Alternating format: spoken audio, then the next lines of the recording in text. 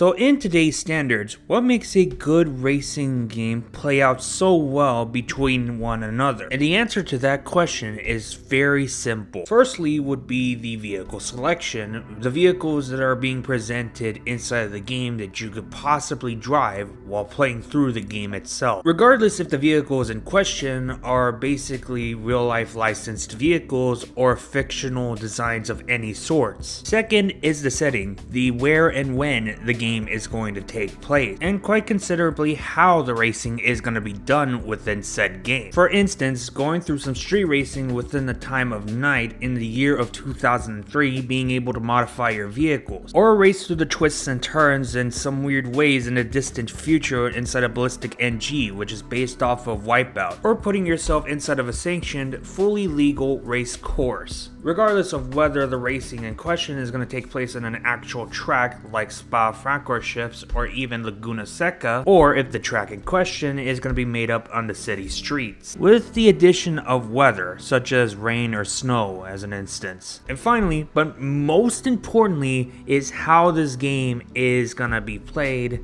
and how it's supposed to be played. This being the physics and mechanics. Not just how your car is going to handle, but how the whole entire racing game is going to play out at some certain point. This game, Race Driver Grid as an instance, plays out supposedly like an arcade version of Le Mans racing, and has a damage system while playing through the game, and just feels ridiculously good for an arcade racing game that is based on Le Mans racing, if anything. Or even flat out, where not only you are focusing on racing and beating your opponents, but at the same time you could do some serious damage towards them while in the middle of a race. Of course, not only that you can do that, but also you could go inside a demolition derby and do some destruction there. But ultimately, I want to kind of say that this somewhat was going through some downfall somewhere within the PS4 era or something like that. Because there's been a decline on various racing games that have been all the more popular for its time, including some of the racing games that were not as popular as anticipated but still played good for its time. Genki killed off the Tokyo Extreme Racers, or better yet known as the Import Tuner Challenge, since 2008 on the Xbox. That was before we had a reboot of the franchise. No pun intended, but flat out as a franchise fell flat on its face since the third installment of the franchise. And we all could pretty much guess as to why. The very last well-made Need for Speed game was Need for Speed Hot Pursuit 2010, and we'll never get anything like this ever again due to the corporate greed and bullshittery that comes from EA Games specifically. And trust me, we'll talk about the studio in further depth of this video. Namco decided to not make another full-fledged racing game since Ridge Racer Unbounded, and after what happened with Driver San Francisco, despite it being a very good game, we're never going to get another game that is in regards to this franchise ever again because of Ubisoft.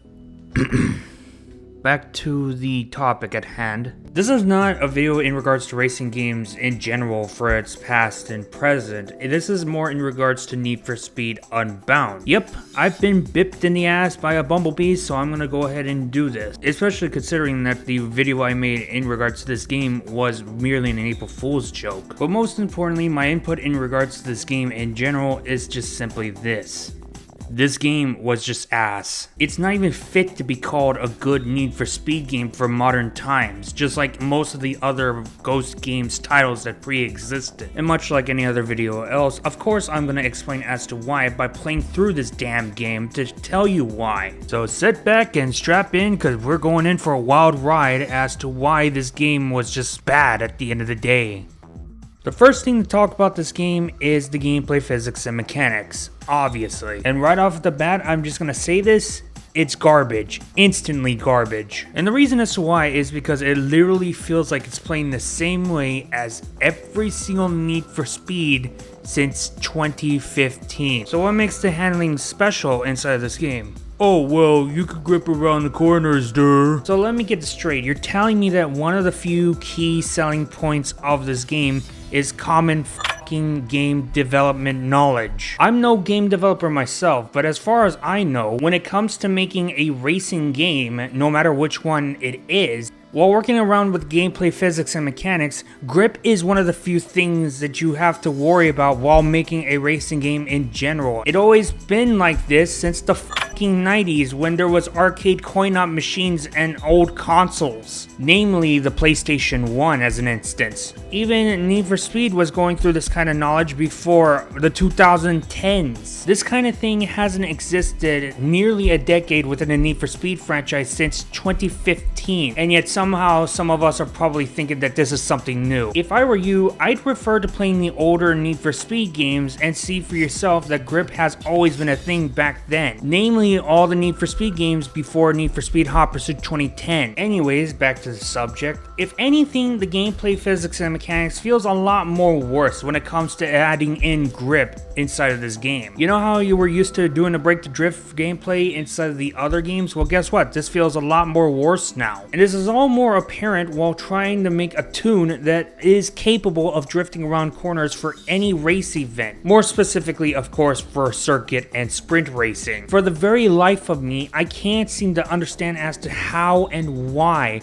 drifting in general inside of this game feels purely like ass while trying to race around inside of the game. But then again, Criterion tried working around and making grip apparent inside of this game, so that's probably one of the few reasons why. Yeah, sure, you could have drift tires on your vehicle, but that does the bare minimum of improving your vehicle's performance while drifting around a corner in any kind of race you go in. Not like that matters anyways, because the AI inside of this game is kinda ridiculous. You could have the easiest difficulty set on this game, or you could even have the highest performance rating on your vehicle, which wouldn't make a difference either way because the AI inside of this game has absolute fucking ridiculous levels of catch-up and rubber banding, up to a point where it's virtually impossible to beat against these kind of drivers. And yet somehow some people probably bitch about Need for Speed Underground having rubber banding. And yeah, sure, Underground's AI rubber banding is bad, but at least it's somewhat feasible to being beaten by a player who not only developed some good skill, but also provided the really useful upgrades towards their vehicles inside of the game whatsoever. This, on the other hand, you have like 1 in a million chance to try to beat against the AI inside of the game. In other words, you ultimately cannot beat them, not without luck, and the chances of that are very slim. So if you're someone that's trying to stream or make some content out of single player in regards to this game, good luck with that. To make matters worse in regards to racing inside of this game is not just simply the AI and the gameplay physics and mechanics, but also the race events that you're playing in total. That of course being only 2 because you're only playing circuit and sprint racing throughout the whole. There's no drifting and there's no drag racing events inside of the game, within the single player aspect of the whole entire game. But then again, of course, there's those takeover events that you could play through inside this game, which is basically a bit of stunt racing against your opponents for a specific amount of laps, earning points by drifting around and smashing certain stuff to even grabbing some airtime inside of the game, which sort of sounds okay on paper, but then again, you have to look back on the dirt racing games by Codemasters and kind of understand that what Need for Speed Unbound is trying to do is somewhat similar to the Hoonigan events inside of dirt, only that it's more linear and more lengthier in comparison, and has lesser variety of what you could possibly do while trying to do this event, just to obviously gain some points and beat your opponents. Like, yeah, sure, you'll probably say that, oh, well, you could drift around inside of the takeover events, it would be no different. And you aren't wrong about that, because the drifting, again, is ass because of the refurbished handling model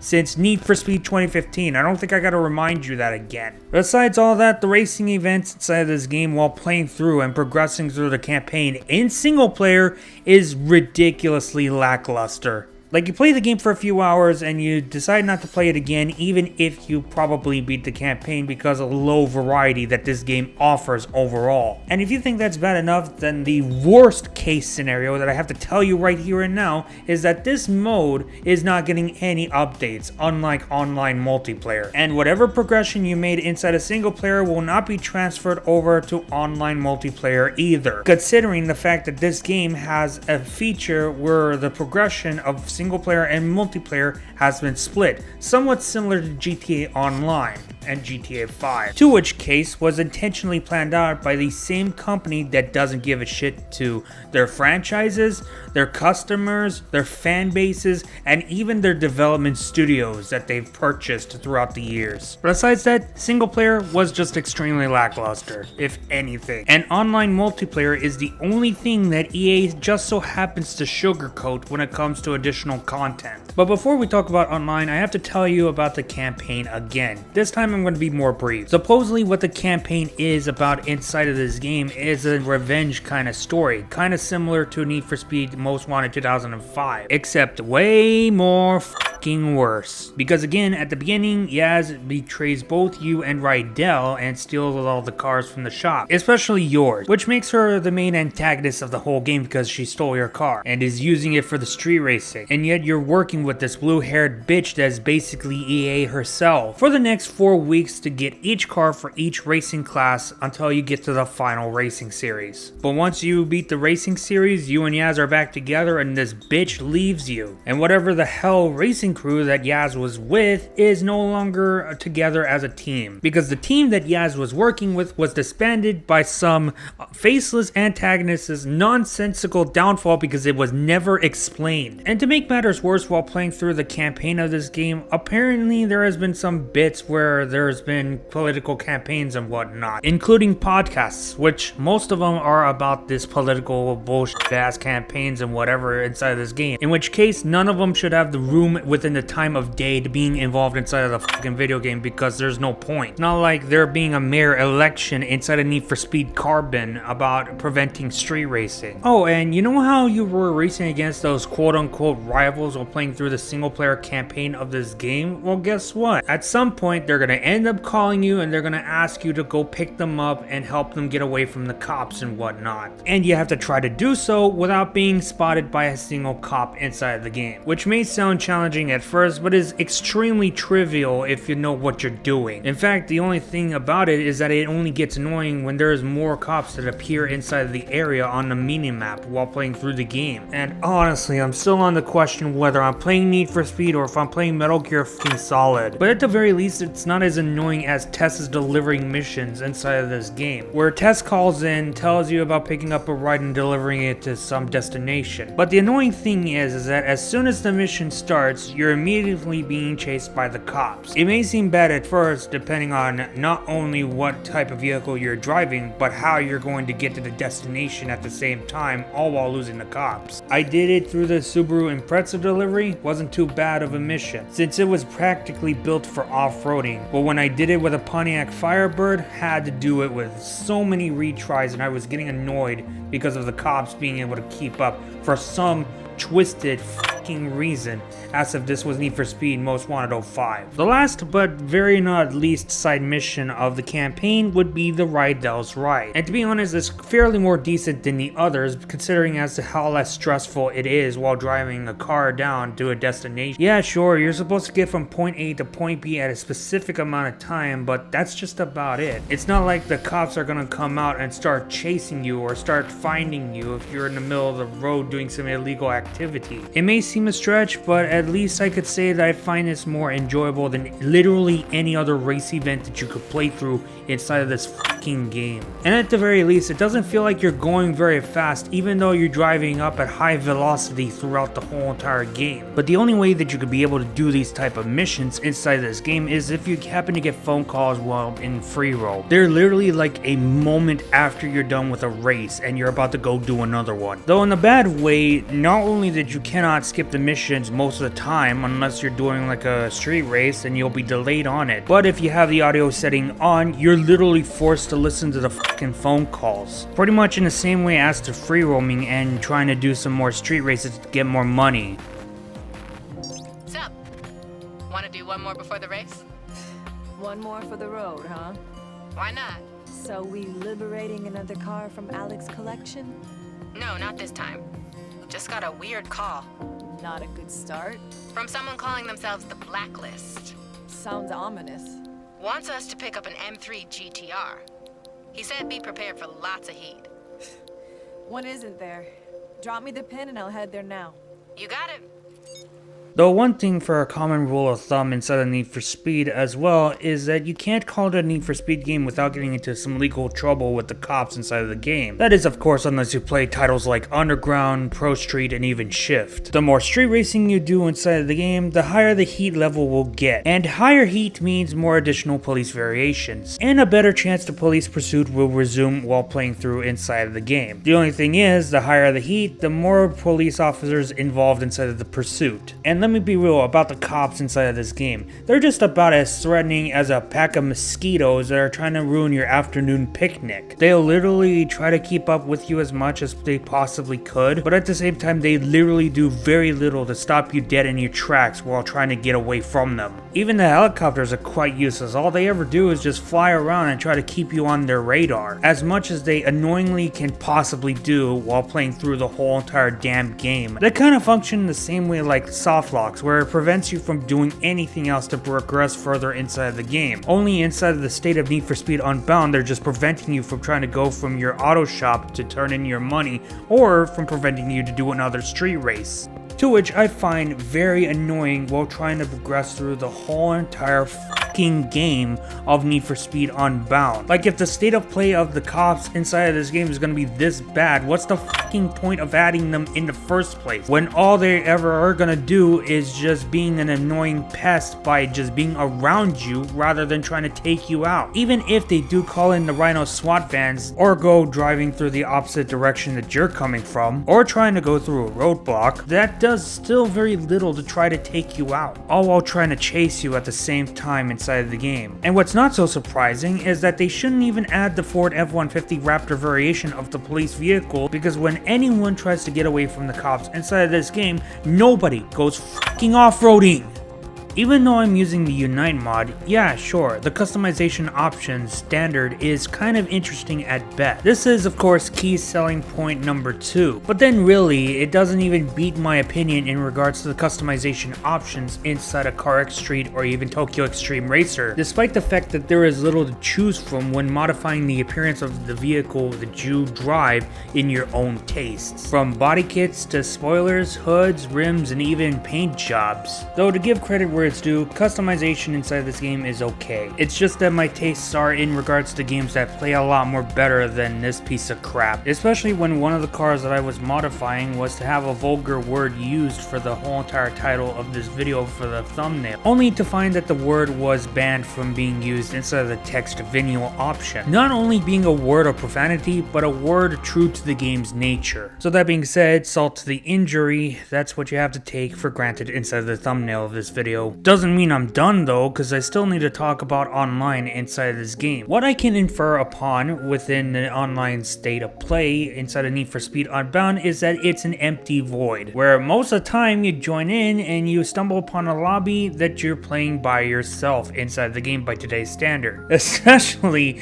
if the player count in this game is so fucking low. Like honestly, this is as embarrassing as Need for Speed can get when it comes to player count. But if I have to guess what's happening within the people that are playing inside of this game on Steam, most of them are probably just playing single player because there's literally nothing else to do in online multiplayer. But besides that, remember how I told you that online was the only thing that EA was sugarcoating? Well, guess what? I'm not lying about it. 9 volumes of content within the online side of this game. Meanwhile, single player gets nothing. It goes to show how desperate EA games can happen to be when it comes to updating this game, by both the amount of money that they could earn from the speed pass and the amount of playtime that people will provide while playing through the game. And if you think that's bad, EA was able to get Audi back into the Need for Speed franchise. The only thing is, they have it behind the speed passes inside the online side of this game, for at least like one new car and probably a pre-existing vehicle with a fancy ass body kit. And EA is charging their customers for fucking Audi. And yet some people want to complain about Turn 10 in regards to Forza Horizon and DLC vehicles. Granted, the Mitsubishi pack was made as DLC inside of the game, but it came in for free. Speaking of costs, literally every single speed pass that you go through while playing through this game back then when it was around getting updates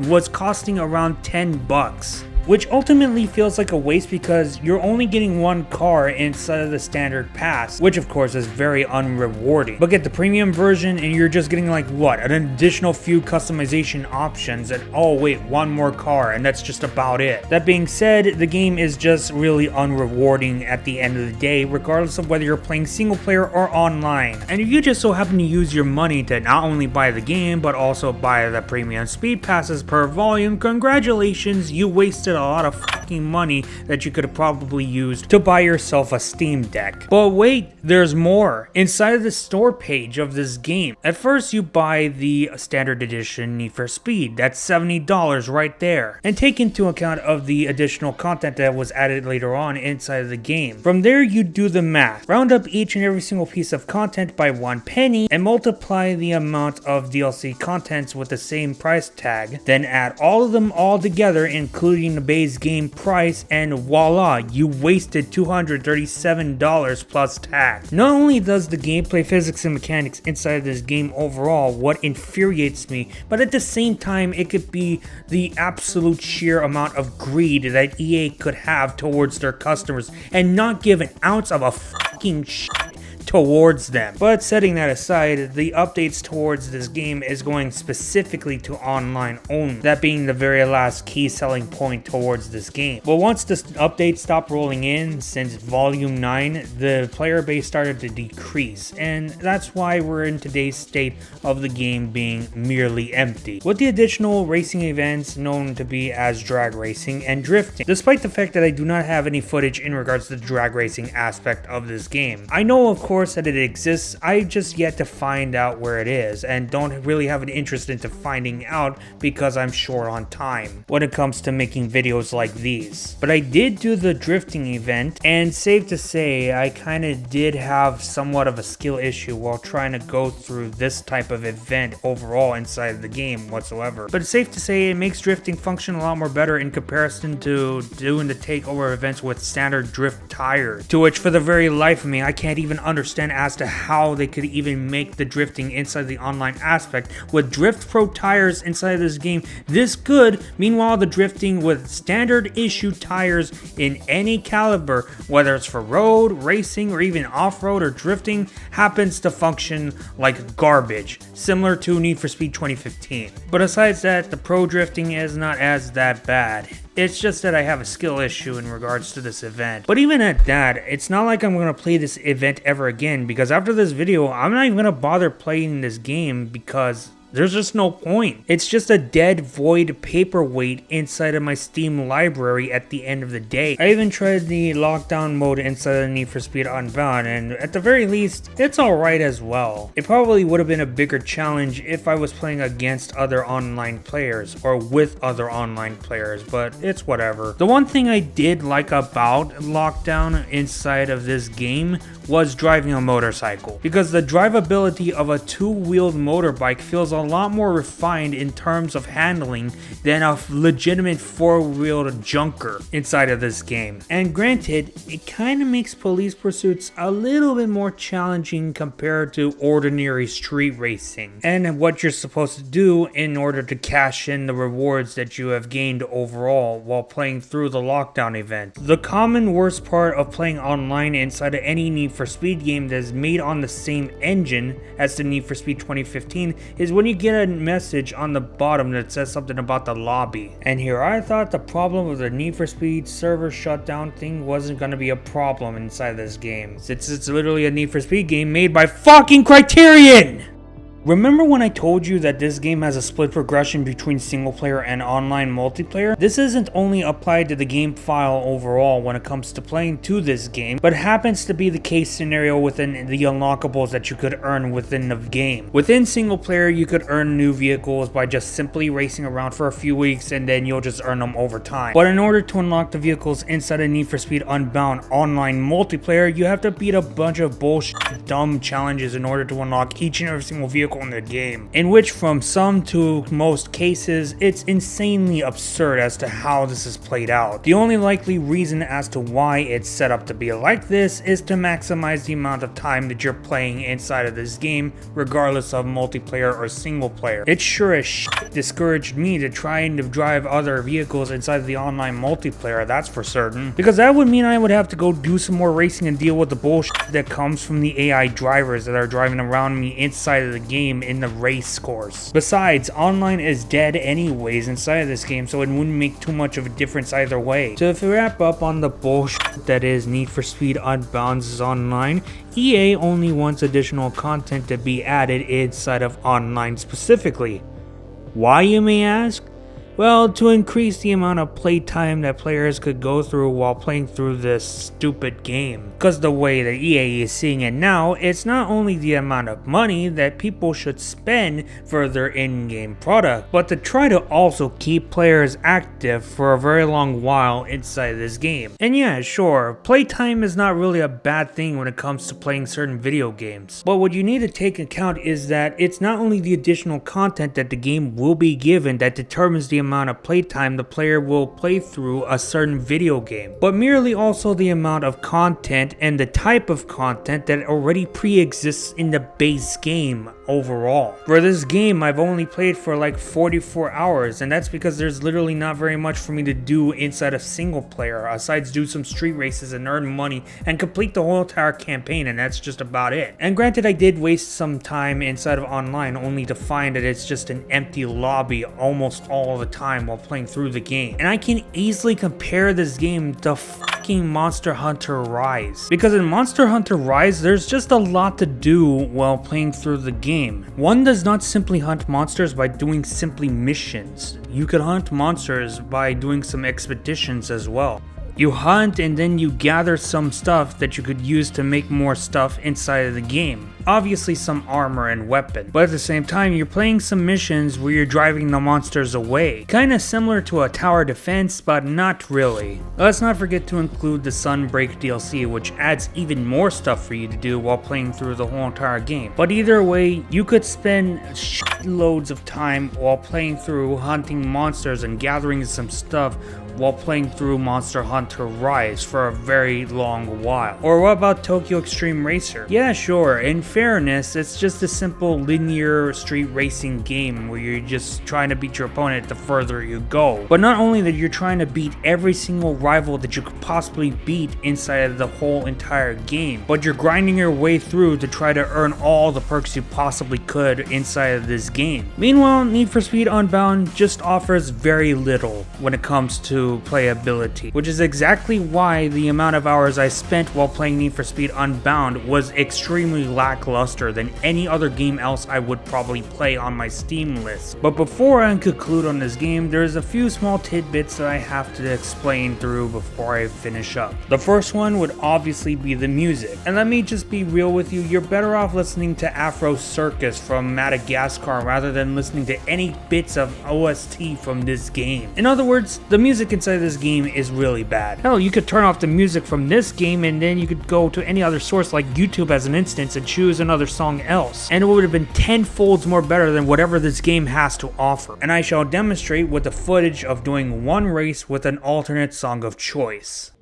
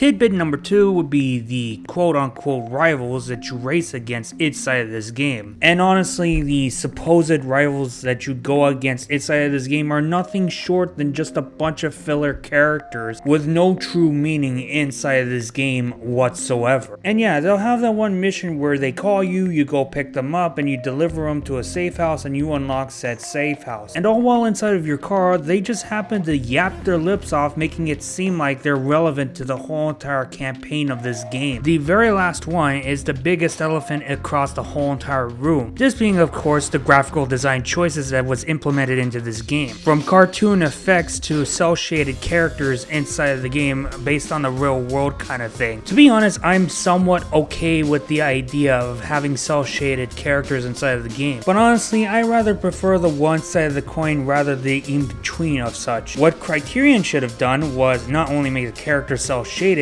but also do the same thing with the cars and the whole entire map in general if this was going to be the case. Elsewise, they shouldn't even try to do any cel-shading or cartoony effect, because the way I see it, the mix of both art styles do not even fit in that well at all. Regardless of the objection of, oh, they want to try something different in regards to the style. Well, let's be real here.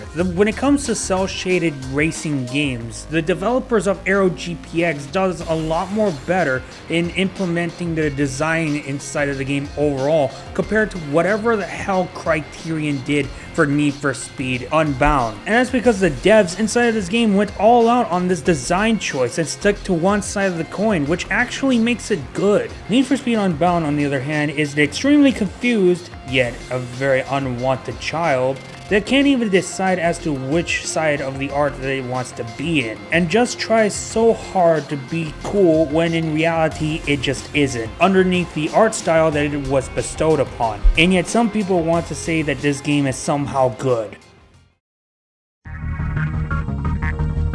The only thing that can be concluded in regards to a title like this at the end of the day is that it was not worth the money at all, regardless of whether the game was released initially and when the game stopped getting updates. Not even worth $70 because, again, the gameplay physics and mechanics are just that bad. It's just an enhanced version of Need for Speed Heat and wherever the hell else inside of the Frostbite engine, but made to play way more worse just for the sake of gripping around corners inside of the game. And has gotten the GTA treatment in regards to the split progression of single player and online multiplayer. While it somewhat makes sense in regards to GTA 5, it makes absolutely no sense as to why this needs to be applied into this game specifically, other than simply the fact that EA wants to maximize the amount of time that you wasted trying to play through this damn game. The same could even be said in regards to updates, because the online side of this game got additional content and some bug fixes and whatnot here and there. Meanwhile, single player got zilch. And just like the typical slimy douchebag businessman that EA Games ever happens to be all the time, they implemented microtransactions inside of the game in regards to the speed pass for the 9 volume when this game was partially updated. And if you could not complete the speed pass, don't worry, you have to waste a few extra bucks by buying the additional DLC inside of the main store page, because that's how fucking greedy EA is, and are always on their bullshit every fucking day of their life because they want to at least be a hindrance to us, and yet they wonder why we, the customers, hate them as a company. But before I say what I say about the company, allow me to continue on with the game. The single player in regards to racing is annoying and boring. The campaign is willing to make me think twice and wanting me to drink my own piss rather than trying to endure the cringe-worthy and nonsensical story it has underneath. Online is fucking dead, and good riddance to that too. Because let's be real, I am not gonna go out of my way playing through online and going through each and every single speed pass just to get each and every single new vehicle inside of this damn game. Not just because I don't have enough money to do so, but at the same instance, I just don't have the time to be enduring the bullshit. Besides, there's a rule of thumb in regards to video games where there is a bunch of little sweaty tryhard bitches that play inside of the game, so it wouldn't be any different inside of this one either. Sometimes they'll think it's funny to ruin your run when it comes to trying to make money inside of the game whatsoever. And on top of it, you have to grind the whole entire thing out for the cars in general on the base game either way. The whole game in general is made not only to maximize the amount of profit that EA can make overall with the speed passes from time to time again, but they want to maximize the amount of time that they can get from you playing this utter garbage. Back then I hated Need for Speed 2015 because it had a high level of bullshittery that EA committed in regards to video game development. But now Need for Speed Unbound takes the cake even further because it proves as to how much more bullshit that EA games could throw in front of your face without giving an ounce of a care in the world. So as long as you're paying for it, because this is EA Games. They never gave a shit in regards to their customers, and they sure as hell ain't gonna give a care to the Need for Speed fans. And who knows, maybe the next Need for Speed game will be AI generated and has a lot more stupid crap like online DRM as an instance, just like Need for Speed 2015, with a lot more microtransactions to be implemented, as well as a return to loot boxes on the menu, built on the lowest budget possible as to $1 and developed within one fucking week. I'm not even trying to give EA Games any funny ideas, but at the very least I could think of the worst that could ever come to this franchise from here on out. And that very possibility is inevitable within the near future. But there's one thing that makes me glad about this game overall, and that's how it failed to be an interesting game. Not because of the sheer corporate greed or business bullshittery that comes from this game whatsoever, but in regards to the marketing of the game. Because the idea that EA had when trying to publish this game into the public was that it was only supposed to be sold on PC, PlayStation 5, and Xbox Series X and S. And when the game released on 2023, not a lot of people bought the game whatsoever because they didn't have a PlayStation 5 or an Xbox Series X and S, but also at the same time, who cares, because you could get Forza Horizon and it would play a lot more better in comparison in both types of consoles nowadays. But at the end of the day, the conclusion is this game is not worth the money at all, even if you were gonna get it for Christmas. At this rate, just get Tokyo Extreme Racer instead. You'll have a better time on that game.